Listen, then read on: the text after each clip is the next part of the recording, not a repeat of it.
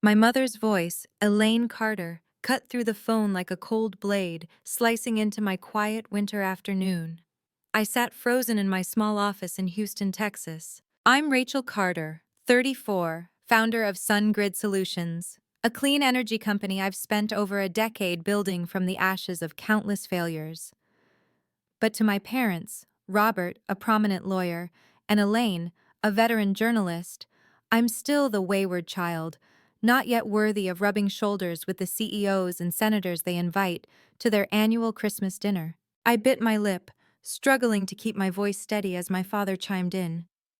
Focus on proving yourself first. Come back when you've got real achievements. Real achievements? The words sparked a flood of questions I'd buried for years. Weren't my 12 years of relentless work an achievement? What about the nights I spent exhausted in the lab, hunched over blueprints and spreadsheets? My chest tightened, my heart pounded, but oddly, I didn't feel the urge to beg like I had in years past. Gone was the desperation to claim a seat at their long, white linen table, where I'd always been brushed aside like a smudge on their perfect silk. I understand, I said softly, then I hung up. The phone clattered onto the desk, leaving a thick silence. I leaned back in my chair, taking a deep breath. Instead of picking out a dress for their dazzling Christmas party, I opened my laptop and pulled a stack of documents toward me. Outside, Houston buzzed with Christmas carols, windows glowing with twinkling trees and red-green lights. In here, it was just the clack of my keyboard and the thump of my heart. Part of me ached. How could it not? When my own parents rejected me, not once, but over and over like a recurring sentence. But another part felt calmer than ever. I'd learned to turn pain into fuel. While they clinked red wine glasses and laughed with high society guests, I sat here, eyes glued to numbers and charts. The Nexus Power project file lay before me, and I knew if I could win them over, SunGrid would enter a whole new era. I recalled my mother's sharp words over the phone. What you're doing is just experimental. Come back when you have real success. Those words became the fire that burned through my pride. Outside my window, a light Christmas rain fell. I sat alone but didn't feel lonely. Instead, a strange rhythm pulsed within me, resilient, painful, and fiercely determined. Then the moment came, sudden as a miracle. I looked up as the TV on my office wall flicked to the local news. The anchor's voice rang out. Breaking news. Houston-based clean energy company SunGrid Solutions has signed a $150 million contract with Nexus Power. This marks a record-breaking milestone for the renewable energy sector, signaling a breakthrough in next-generation microgrid technology. SunGrid's logo flashed on the screen, followed by my name, Rachel Carter, CEO and founder. My heart pounded so hard I could barely breathe. In that moment, every harsh dinner, every dismissive glance, every not good enough taunt dissolved into nothing. I'd done what they said was impossible. I'd turned sleepless nights into a contract the entire industry would talk about. I stood, walked to the TV, and brushed my fingers over my name scrolling across the screen. In it, I saw my reflection, exhausted but radiant, eyes glistening with tears but burning with belief. A wave of emotion hit, and I broke down. Not the humiliated tears of the past, but tears of liberation. I no longer needed a seat at their table to know my worth. I'd built my own chair, with my hands and mind, in the lab, through stormy nights, amid the smell of solder and the hum of machines. Outside, my parents were probably toasting with their elite guests. They likely hadn't seen the news yet. But I didn't need them to know right away. I didn't need their applause or belated praise. I only needed to know one thing. I'd stepped out from their shadow, and this time, the light was mine. I sat back down, opened my laptop, and pulled up the signed contract. Every line, every number stood sharp as proof. I whispered to myself, "This is my table, and here I don't need anyone's permission." A laugh escaped me, light and proud. On Christmas Eve, in my solitude, my heart brimmed with joy. I know how it feels to be dismissed by family, to be denied a seat that's rightfully yours. It's a pain that cuts deep. But sometimes that rejection opens a new path, one where you learn to build your own table with faith and grit. If you've ever been underestimated or pushed aside, remember, your worth isn't tied to who lets you sit at their table. It's in what you choose to build. Have you ever felt this way? Rejected by your own family? Share your story and let's talk. Have you ever sat at a crowded table and still felt invisible? I have. It happened throughout my childhood and youth. In the Carter family, the dinner table wasn't just for eating. It was where invisible rulers measured everyone's achievements. My older brother, James, was the golden child from high school, star student, basketball captain, now a neurosurgeon. My younger sister, Melissa, stepped into finance like she was born for suits and investment returns. At every dinner, my parents' eyes sparkled with pride for them. And me, Rachel, I had only my scribbled solar panel diagrams and notebooks filled with messy formulas. That's what success looks like, my father would say, raising a glass to James or Melissa. Then he'd turn to me, his tone half scolding, half mocking. And you're just dreaming. Each time I heard that, I felt pushed to a lower seat at the table. Even when physically present, I was outside their story. Those dinners left scars. I still remember one night when I was 12. The table was set fancier than usual because my father had won a big case. The family raised glasses in celebration. Eagerly, I held up a solar panel sketch I'd worked on for weeks, wanting to share my small pride. Look, if we angle the panels like this, the light will reflect, and efficiency could increase. I didn't finish before my mother set her spoon down, cutting me off. Rachel, not now. Don't ruin dinner with your childish drawings. Melissa giggled. James shook his head. Focus on math, not wasting time. I clutched the sketch, hands trembling, then slid it under the table. It felt like my dreams were drowned in the glow of those flickering candles. The only person who saw me as more than a shadow was my grandfather, Henry. A lifelong engineer with calloused hands, he'd spent his years building things from the ground up. On sweltering summer afternoons, while the family was busy with their own lives, I sat with him on the porch. He listened as I rambled about solar energy and a world free from oil and gas. "You've got something special, Rachel," he'd say, his voice gravelly but his eyes bright. "Don't let anyone dim your light." When I was 17, he gave me a gift no one else in the family valued, an old, tattered notebook filled with his notes on renewable energy. He'd written, experimented, dreamed, but never had the chance to make it real. "Now it's your turn," he said, pressing the notebook into my hands. "The world needs people like you." I hugged that notebook to my chest, feeling seen for the first time. But that belief couldn't erase the wounds from the dinner table. The older I got, the wider the gap grew. James was praised in local papers for his medical achievements. Melissa was celebrated for landing a prestigious finance internship. Me? Even after getting into a technical university in Houston, I was dismissed.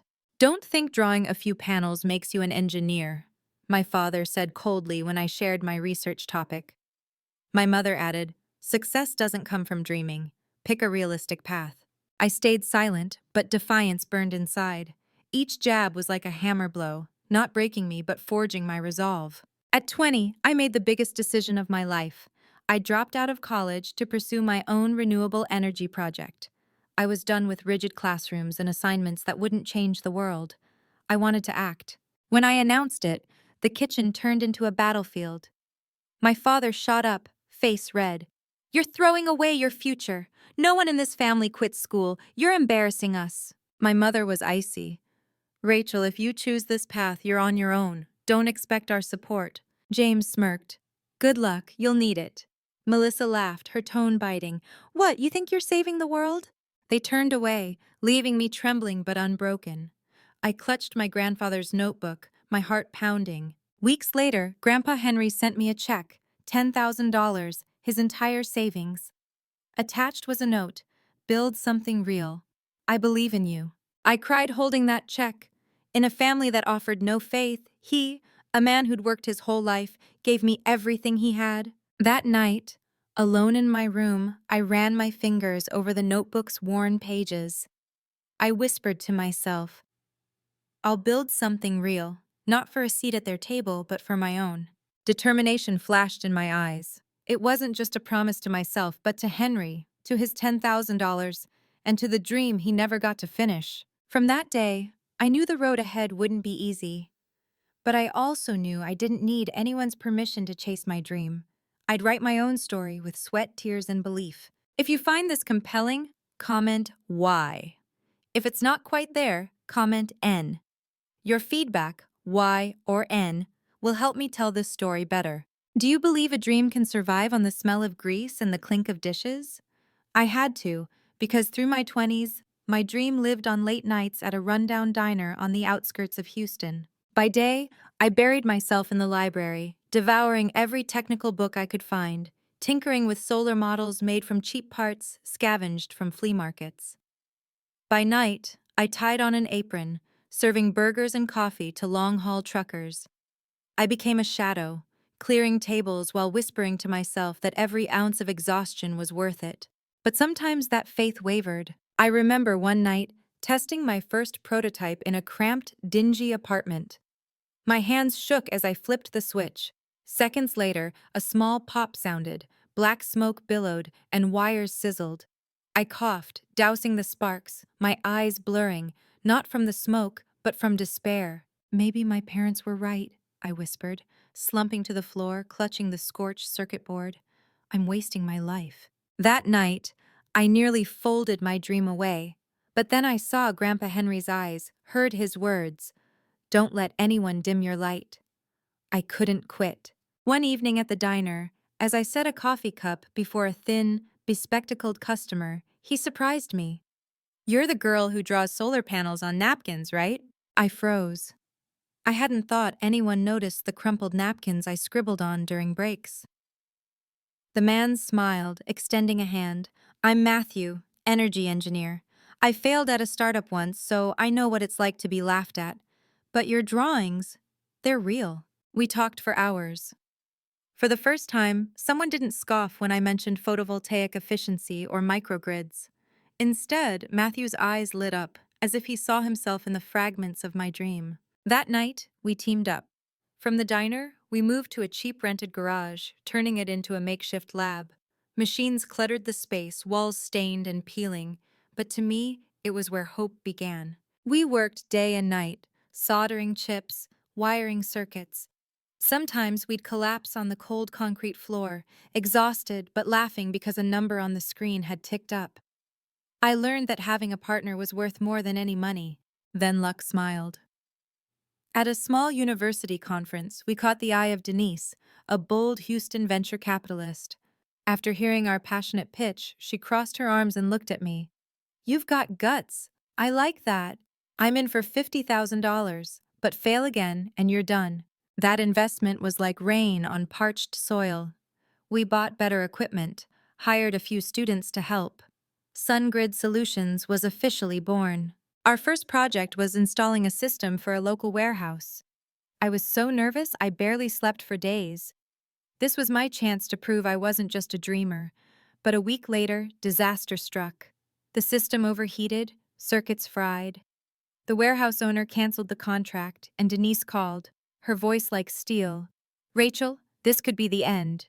I sat on the lab floor, staring at cracked panels, failure crashing over me like a wave. My father's voice echoed, You're throwing your life away. I choked out to Matthew, We're done.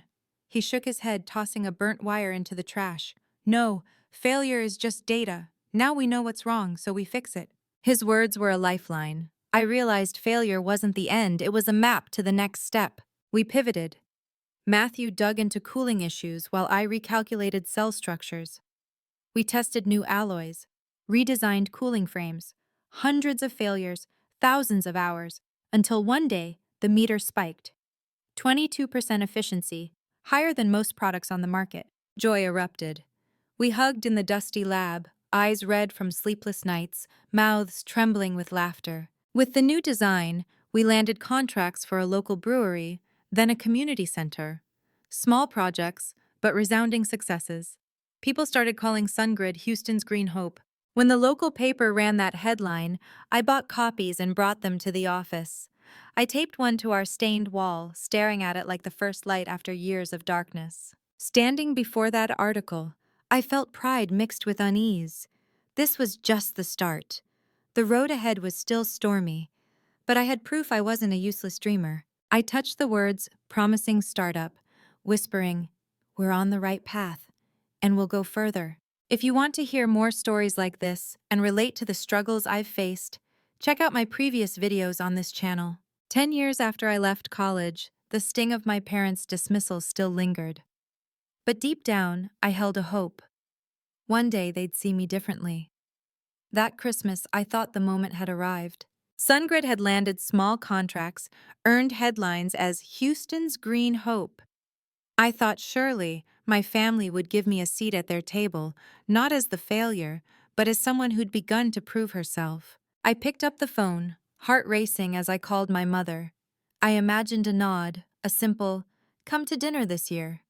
But her voice was cold, final. "Rachel, we're hosting CEOs, senators, people who've truly made it. You're not at their level." My throat tightened. I wanted to tell her about the projects, the contracts, but she cut me off. "When you have something real, come back." The call ended. I sat frozen, hands trembling. Minutes later, my phone lit up. A text from Melissa. "Catch up already. Don't expect to sit with us while you're messing with small-time stuff." The words hit like a splash of cold water. My dream of a family Christmas shattered. But instead of tears, a strange calm settled in. I was so used to rejection that this time, it didn't break me. I set the phone down, opened my laptop, and pulled up the thick Nexus project file. This was our biggest opportunity yet, a major energy company looking for cost-cutting tech. I whispered to myself, "If they won't give me a seat, I'll build my own table." On Christmas Eve, as Houston glowed with lights and music, I sat in my quiet office, eyes straining over spreadsheets. Matthew texted, "Go home, it's the holidays." I replied, "This is my holiday." At 8 p.m., my inbox pinged. Subject, Nexus. Urgent request. My heart clenched. I opened it. "Your solution is promising, but the cooling system isn't sufficient. You have 6 hours to prove you can fix it." I sat still for a moment, then called Matthew. Over the phone, I heard clinking silverware. He was at dinner with his family. I spoke fast, almost choking. "Matthew, Nexus gave us 6 hours. If we don't fix this, it's over." A pause, then the scrape of a chair. Matthew sighed. "Okay, send me the designs. I'm coming." 15 minutes later, the office door swung open. Matthew walked in, wearing a rumpled sweater, hair messy from the wind. He dropped a bag of coffee on the desk. "6 hours, let's do this." We dove in. I recalculated parameters, ran simulations. Matthew tinkered with circuits, tweaking details. The room filled with the clatter of keyboards, scratching pens, and ragged breaths, lit only by the glow of screens. Outside, Christmas fireworks burst, but in here, we were betting our dream. The clock ticked on. By 2 a.m., my eyes burned. My head buzzed from caffeine. But when Matthew waved me over, I saw a spark of hope in his eyes. "We got it. A new aluminum alloy cooling structure. It can cut heat by 15%. I typed in the new specs, hands shaking. The graph spiked to an unprecedented efficiency. We hugged, breathless, exhausted, and exhilarated. At 9:47 p.m., just before Nexus's deadline, I hit send on the updated proposal. My fingers trembled like I'd signed a life-changing verdict. We slumped against the wall, watching the clock. Each second felt like a lifetime. At 10:15 p.m., my inbox lit up. I opened it, eyes blurring. "Your solution checks out. Congratulations. Nexus is signing a $50 million contract with SunGrid Solutions." I froze, then screamed. Matthew laughed, pulling me into a hug. Two failures, two dreamers, had just secured a deal that shook the energy industry. Soon after, the office TV flipped to the local news. My face appeared with the headline, "Startup SunGrid Solutions signs record-breaking $150 million deal with Nexus Power." Tears streamed down my face, not of shame, but of freedom. I didn't need my family to validate my worth. I didn't need their Christmas table. I'd built my own. Standing before the screen, I touched the scrolling text with my name. I saw a new Rachel, not the girl mocked for napkin sketches, but a founder Houston celebrated. In that moment I whispered, "Dad, Mom, Melissa, I don't need you to say I'm enough anymore. The world said it for me. Have you ever faced a choice? Turn away to protect yourself? Or step in to save someone who hurt you? I faced that moment during a historic Houston storm. Months after the Nexus deal, SunGrid Solutions was everywhere. Headlines, interviews, conferences, new contracts. Life seemed to bloom. But there was still a void. My family. They hadn't reached out, and I wasn't ready to either. Then a Category 4 hurricane hit. The news warned of it days in advance, but no one predicted its devastation. Winds tore through streets, trees uprooted, and Houston plunged into darkness. From my SunGrid office, I watched the city's lights flicker and die. The power grid collapsed. My phone buzzed nonstop, clients, reporters, friends asking about SunGrid's emergency capabilities. But one call stopped my heart. Mark, an engineer I knew at St. Mary's Hospital. Rachel, our backup generators failed. We're mid-brain surgery. Dr. James Carter's operating. If we don't get power in 30 minutes, the patient won't make it. James, my brother. The one who'd spent years dismissing me, who once said in front of the family, "You'll never amount to anything." I gripped the phone, my mind reeling. Part of me wanted to shout, "He never saw me as his sister." But then I pictured the patient on the table. They weren't to blame. Their life couldn't pay the price for our family's wounds. I turned to my team. "Prep the experimental microgrid batteries. We're going now." A young engineer panicked. "But they're not FDA approved. If something goes wrong, you'll face legal liability." I took a deep breath, meeting his eyes. "If we don't try, that patient dies today. I'll take full responsibility." The team went quiet, then nodded. In the howling storm, we loaded equipment onto a truck and raced through torrential rain. St. Mary's Hospital loomed in the dark, lit only by flashing flashlights. Chaos reigned. Doctors and nurses rushed through halls, machines beeping erratically. As we wheeled in our gear, a hospital administrator blocked us. "No way! Unapproved equipment? I won't allow it." I stepped forward, locking eyes with him. "If we wait for approval, that patient dies in minutes. Let me try. If it fails, I'll take the blame." My intensity made him pause. He gritted his teeth. "Fine, you've got 10 minutes." We raced through dark halls to the technical room. My hands shook as I connected wires, fingers numb with cold. Matthew squeezed my shoulder, whispering, "Stay calm, we've got this." A click sounded and the battery system hummed to life. Lights flooded the operating room. Monitors beeped steadily. A collective sigh echoed through the space. I stood frozen, tears welling. I'd known financial wins, signed contracts, but this was the first time my tech kept a heart beating, a life breathing. 3 hours later, the surgery ended. The operating room doors swung open, and James stepped out, sweat soaking his scrubs, face weary but eyes bright. For the first time, he didn't smirk or shake his head. Instead, he walked to me and pulled me into a tight hug in front of the entire surgical team. His voice broke. "You saved them. And you saved me." I stood stunned. That hug was the first time I felt my brother as a true sibling. My own sobs escaped, not from pain, but from a crack in our family starting to heal. That night, I left the hospital, the post-storm wind stinging my face. I looked up at a sky still heavy with clouds, but far off, stars began to peek through. I knew a piece of our family's darkness had been torn open, letting in the first sliver of light. Have you ever heard your parents admit they were wrong? I never thought it would happen, until one summer afternoon, a year after the storm that changed everything. Houston was no longer the city swallowed by darkness. After the Nexus deal and the hospital rescue, SunGrid Solutions became a symbol of green energy. Public buildings, schools, and working-class neighborhoods started using our systems. They called us Houston's new lighthouse. I was swamped, expanding the company, hiring staff, signing contracts. But I still waited for one thing: my parents' silence to break. I thought they'd keep their distance. Then one afternoon my phone rang. The screen showed a familiar word. "Dad." I hesitated before answering. My father's voice came through, not as firm as before, but slow and heavy. "Rachel, we were wrong about you." I heard my mother in the background, soft. "Honey, we're sorry. We didn't see who you really are." Tears welled, but I steadied my voice. "I didn't do this to prove I'm good enough for you. I did it because I believe clean energy can save lives, and I've seen it do that." A silence hung on the line, then my father said, "We're proud of you." For the first time in years, I felt a weight lift, like a stone rolling off my chest. But I knew healing didn't come from words alone, it came from action.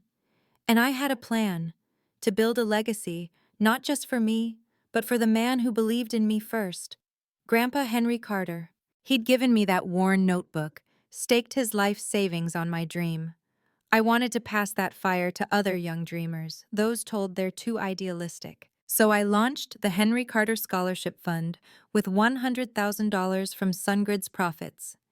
Each year, it would support at least one student to turn their renewable energy dreams into reality. At the scholarship ceremony, the small Houston University auditorium was packed with students, professors, reporters, and investors. I stepped to the podium, clutching that old notebook, its pages yellowed. Taking a deep breath, I spoke to the hundreds of eyes watching. This is for those who've been underestimated, but dared to dream big. My grandfather, Henry Carter, believed in me when no one else did. Today, I want that belief to spread, so every one of you has a chance to prove your dream is worth it. I saw Matthew in the front row, eyes shining with pride. Next to him was Diane, a scientist I'd met at a conference, now the woman I loved. Denise, our first investor, stood in the corner, arms crossed, giving a rare nod and smile. I realized I'd built a new family, not born of blood, but of trust and partnership. When the first scholarship went to a shy young woman with an innovative battery storage project, I saw myself from years ago. She bowed her head, but her eyes held that familiar fire. I knew Grandpa Henry would have smiled. Weeks later, my family invited me to dinner.